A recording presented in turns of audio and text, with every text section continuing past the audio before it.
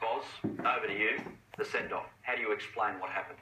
I can't explain it. I'm sorry, the two most embarrassing decisions are that one and the penalty that Ben Williams gave to Saudi Arabia against Uzbekistan the other day for what Denisov did. And I can't explain it. You just said it yourself. There's been 8 fouls in this game, regardless of the fact that it is a massive rival, and we talked about that beforehand. It hasn't been that type of game.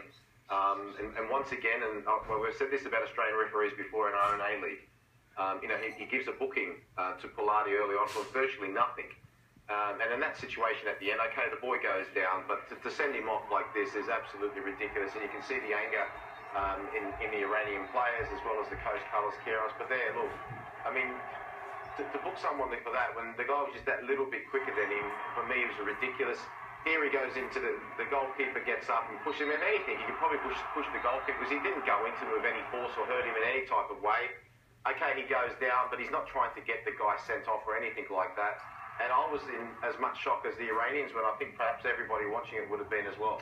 There's Yunus Mahmood going over to him because Ben Williams gave the yellow, and then he had to, as Brendan Speed mentioned in commentary, he had to be talked into the fact that it was his second yellow, and he got sent off. Now, look, Johnny, top referees, okay, in that type of situation, in big games, sorry Adam, go over and say to him, look, listen, one more little incident like that, okay, and you'll force me to book you again and send off. Not something like that. That is absolutely ridiculous. I think what Adam was getting at is that he didn't even realise that he had booked Pilati.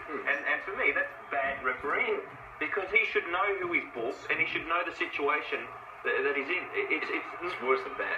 Yeah, well, you know, the thing is, we talk about using common sense, and they need to use common sense in these situations here, and he didn't. It's a massive rivalry. It's a quarterfinals, and he just killed the game now. What about Yunus Mahmood's action then, going over and as Adam mentioned as well, sprinting 100 metres to go to the referee to tell him it was his second yellow card, therefore send him off? Well, the captain for the opposition can do what he wants, but then it's the referee then that has to tell him that, or just competitiveness? No. Well, he's competitive. Yeah. He's competitive. The referee should just turn around and say to him, listen, Yunus, I'm refereeing, not you. Point taken. That's it. This is ridiculous. I still think that Queiroz criticised him in that first game 100%. Against Bahrain, and Ben Williams has held a grudge. And he does do that. You've coached in games that he's refereed. Well, I've coached in games and I've also played in games. And one of the things that we used to say to each other is that always praise Ben Williams, because as soon as you criticise him, he's going to go against you.